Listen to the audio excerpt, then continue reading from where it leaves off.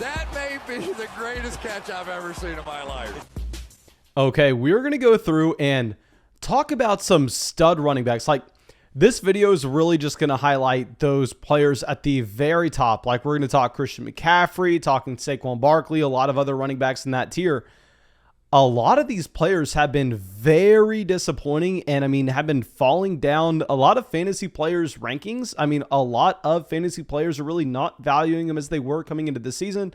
And that's because what we have seen over the past month, we're going to be diving in depth, talking about what we can expect from these running backs going forward. But of course, before we do that, we have to give away some free Fantasy Flock Network hats for everybody going down there supporting the channel by dropping a like and leaving a comment on a video. Every time you do that, you get entered in to win a free Fantasy Flock Network hat. Our winners for this video are going to be Ben and Nick. Thank you all so much for being a part of the flock. And when you win that Fantasy Flock Network hat, please just send me that email ASAP with your physical address so I can send that out to you.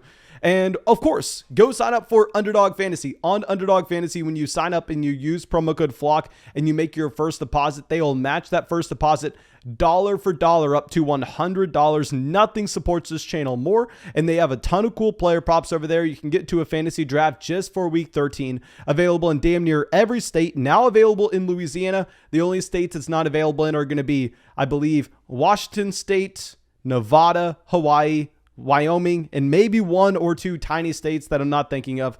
But yeah, that should be it. Let's go through. Let's dive into these running backs.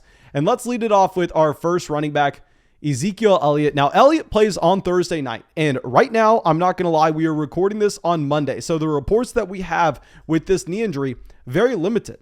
But there are conflicting reports coming out right now out of Dallas, where you're actually seeing on Sunday, they're saying, okay, Ezekiel Elliott, he's maybe getting some time to rest. They're going to go through, they're going to allow Ezekiel Elliott to rest. Looks like Tony Pollard fire him up as a top 5 running back in fantasy. Whereas a report came out this morning saying, oh, nope, Ezekiel Elliott, there's no intention in resting his knee here. Diving in with the details of this report, says Elliott indicated Sunday that no one on the Cowboys training or coaching staffs had approached him about sitting out a game to give his knee a chance to heal, blah, blah, blah. No one has come to me and asked me to rest. Elliott says, if they bring it up to me, I've just got to go with what they think is best for the team and leave it at that. But right now, there are no plans for him to miss this game on Thursday. And with Ezekiel Elliott, he has had back-to-back weeks. If you can make it an argument about the knee injury, it doesn't really matter. He's had back-to-back weeks with 9 carries in this offense. He's been saving his day from a fantasy football standpoint, just with the usage that he's getting as a receiving running back out of this backfield. Where this past week on Thanksgiving, he had 8 targets. The week before that, he had 6 targets here. But if you're looking at what you're getting from Ezekiel Elliott versus Tony Pollard, oh my gosh, Tony Pollard, legitimately at this point, whether we want to blame this on the knee injury, whether you want to just say maybe it's Ezekiel Elliott with the massive workload he has had throughout his entire NFL career catching up on him, at this point, Tony Pollard looks like the more dynamic running back, as crazy as that is to say. Now, of course, you're not ranking Tony Pollard ahead of Ezekiel Elliott in the long term, but there's no reason for Dallas to now be using Ezekiel Elliott as a running back that's getting 80 to 90% of the snaps in his offense, as a running back that's going and seeing almost every single touch. Tony Pollard, over the past 3 weeks, has been averaging over 10 touches a game. And with Tony Pollard, he's looked damn good while he's done it as well. I know that this is a horrible way to evaluate running backs. Trust me, I get it. There are so many variables that go into this one statistic. Offensive line play, quarterback play, one big play can even skew this entire stat. But at the end of the day, it is a starting point. You are seeing that Tony Pollard is 5.3 yards per carry. So Pollard looks great in this offense. Obviously, everybody saw him on Thanksgiving. Now, what I'm concerned with Ezekiel Elliott is there are a couple things that we can see this week. We can see him sit out, which honestly, I think that's what you want. This week in particular, they're going to be going over and traveling to New Orleans to play the New Orleans Saints, who we know have a great run defense. Yes, they played on Thursday, so you'd think, okay, if they played on Thanksgiving, they're going to get a decent amount of time to rest. No, they're playing on this Thursday, so it's a regular week essentially for them. If Ezekiel Elliott misses, then crap, you don't get Ezekiel Elliott in week 13. Honestly, I think that's the best case scenario here. Because we went through and we just made our rankings for this week at the running back position. Ezekiel Elliott's not going to be a running back 1 for me this week. I think that if you go through and you map it out, it's really hard to get there knowing how difficult of a matchup this is going to be. And I think for the time being, until we see Ezekiel Elliott fully come over this knee injury, this is probably going to be a part-time running back alongside Tony Pollard. Now, if you're pulling up where we have Ezekiel Elliott in our rest of season rankings, I had to move him below a couple key running backs. We had to move him below someone like Leonard Fournette, with Fournette coming out and dominating. I mean, as of now, I'm currently looking at Ezekiel Elliott as the running back 10. But to be completely honest, I would be fine. If you wanted to convince me, Mason, no, I want Elijah Mitchell over Ezekiel Elliott. No, I want Saquon Barkley. I want Nick Chubb. I want Cordell Patterson. Like, there's an argument to be had for a lot of those other running backs, where I think Ezekiel Elliott, now he has to be falling down your rankings just because the season isn't another 3 months. It's not like Zeke has a lot of time to be able to recover from this knee injury and to be able to be implemented back as the feature down running back in Dallas. And I'm a little bit worried with how this is going to linger. But one running back that honestly I'm not worried about, Aaron Jones. Now with Aaron Jones, I know everybody and their mom is coming out and is panicking after what we got this past week. And the first thing I want to do is apologize to everybody that was in a live stream with me on Sunday morning, because during that live stream, every single time someone asked me a question, Mason, do we play Aaron Jones or AJ Dillon? Aaron Jones or AJ Dillon? I was going Aaron Jones, Aaron Jones, Aaron Jones. AJ Dillon's still going to have a very large role in this offense, but he's just going to be getting the carries between the 20s. Those aren't really going to be coming out and actually translating to fantasy production. We were wrong. I mean, they really did not use Aaron Jones at all in the second half. And this probably should have been expected. I'd imagine the reason that Aaron Jones did everything that he could to play this game is just how important this game was to the Green Bay Packers, going up against another Super Bowl contender with the Los Angeles Rams in that same conference. But Aaron Jones this past week only had 10 carries out of this backfield, had a total of 1 target, 0 receptions, came away with 2 fantasy points, while AJ Dillon dropped 20 points on the man. Now, one thing that I want to point out with Aaron Jones is, yes, this was gross this past week. Yes, against the Seattle Seahawks, he didn't have a great week either. But still, even with A.J. Dillon having a role in this offense in Green Bay, Aaron Jones, from a season-long standpoint, has been exactly who you thought he was going to be when you drafted him. He was a running back that has come out, and he has been very productive on a per-game basis because of his involvement in the receiving game. He's had 48 targets so far this season. Because of his touchdown upside, he has had 7 touchdowns at the same time in this offense. A.J. Dillon is not going anywhere. A.J. Dillon is a better version of Jamal Williams, playing that same Jamal Williams role from last year. The issue with this week in particular was Aaron Jones was not healthy. Very similar to what you're seeing with Ezekiel Elliott. But the case with Aaron Jones, I think you're a little more excited about him coming back, because now he has a bye week this week. So unlike Ezekiel Elliott, you don't have to worry about him continuing to play through the injury and not fully recovering. So he's going to be able to rest with the bye week this week. And then, I mean, with Aaron Jones, he doesn't need to go and be that Ezekiel Elliott running back. He doesn't need to go out there and see 80% of the touches to be extremely productive. He needs to be the DeAndre Swift, the Alvin Kamara. They're all the same running back. We talk about this all the time. He needs to see the involvement in the receiving game. Like, to go through and to remove the 2 weeks that we have seen with Aaron Jones in that injury, he leaves week 10 with the injury. We can go through and remove that, where he only saw 7 carries in that contest. We can remove week 12 as well against the Los Angeles Rams, knowing that, I mean, really, could you have expected a player like that? We did expect it going into the game, but looking back on it, clearly wasn't healthy. Clearly, you shouldn't have played. That's not going to be predictive of the role that he has going forward. And still, with A.J. Dillon having a pretty large role this season, I mean, you're seeing that Aaron Jones, let me adjust these numbers after we remove those 2 weeks here, I mean, has had 150 points through 9 weeks in particular. That's close to 17 points a game. That would still put him around that top 10 running back mark next to guys like, I mean, DeAndre Swift and Dalvin Cook. So if your trade deadline is not passed yet and you're a playoff team, I think with Aaron Jones, I think he is going to be that low-end running back 1 once he does come back from his bye week.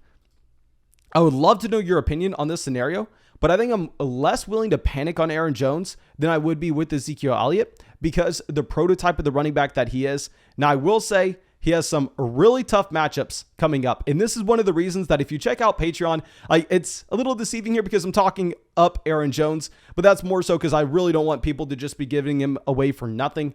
But I do have him ranked lower than Ezekiel. The reason for that is he has the bye week this week, so you're missing him this week.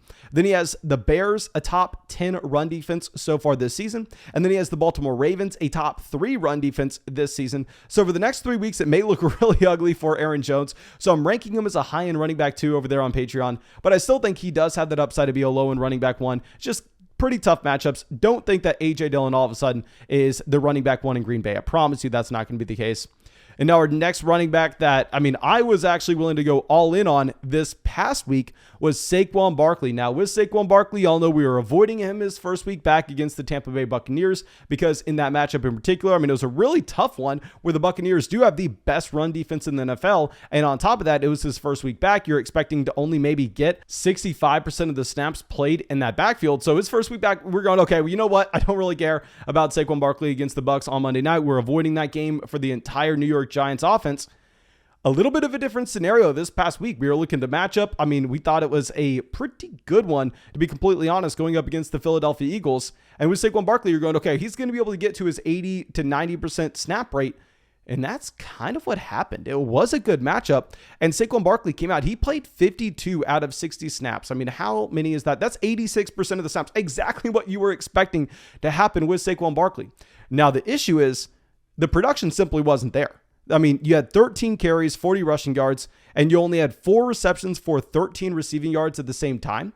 Now, with Saquon Barkley, I'm actually going to be very willing to go through and bet on the bounce back with Barkley in particular. He has some decent matchups upcoming. He has the Dolphins, the Chargers, the Cowboys, the Eagles yet again. So there's not really one of those games that you're really worried about. And there's no way in hell that this New York Giants offense can't get better from here. This is, I think, at the lowest point, knowing all the injuries that it has across the entire offense. With specifically the playmakers, and at the same time, removing their offensive coordinator. That first week he's getting replaced, you're not expecting a massive spike week from that offense. I think going forward, Saquon Barkley is actually going to be a running back. If your trade deadline's not passed and for whatever reason you have not been able to so far this season, and I know I've been annoying saying Barkley will be better, Barkley will be better, Barkley will be better every single week, and he has not been better any given week. We're going to come out and yet again, I'm not learning my lesson. You're looking at the underlying numbers. If this is a running back that historically shown us that he can get to 7 targets a game throughout an entire season, and if he's playing 86% of the snaps right now for his offense, with the matchups not being that bad going down the stretch, I think Saquon Barkley will be better. I think we go through and we try to target him if we can. Now, our next running back here will be going over to Chicago. Running back that people really did not like where we ranked him a week ago, David Montgomery. Now, with David Montgomery, we weren't that aggressive. We didn't have David Montgomery as the top 10 running back by any means against the Detroit Lions. We got a lot of hate in the comment section for that, given the matchup that he had. But with David Montgomery, this is the same exact running back that he has been over the past month now. Nothing has changed with David Montgomery. He's a running back that's going to be seeing 80 to 90% of the snaps in his backfield, playing in one of the worst offenses in the NFL. I would say that David Montgomery is legitimately, like, you take the Saquon Barkley situation, you make him not as good in the passing game, and at the same time, you make him a little less athletic. That's what you get with David Montgomery. You're going to be seeing him come out. He's going to average about 15 carries a game. With those 15 carries, you're most likely going to get about 60 to 70 rushing yards. You're hoping that you're able to get 3 receptions out of the backfield. 3 receptions for David Montgomery out of the backfield would definitely be something you can get excited about. Now, the issue is just the touchdown upside won't necessarily be there for the Chicago Bears. I think with David Montgomery, there's no reason to necessarily panic. I still want to view him as a player that's going to be a top 24 running back, like borderline. Like, if we're looking at our rest of season rankings right now, I have David Montgomery at running back 19, sandwiched between Javonte Williams and Kareem Hunt. Like, right now, if you're asking me to rank those running backs, I put David Montgomery over the combination of Javonte and Kareem Hunt. But we're talking about the long-term upside these players may have, and definitely give me the long-term upside with Javonte Williams if he's able to continue to expand his role in Denver. So it's a little bit of an interesting scenario with David Montgomery here. And now let's go over to our last running back on this list. We'll get to some wide receivers, a tight end, and a quarterback as well, just because I know we're going to get a lot of questions about them.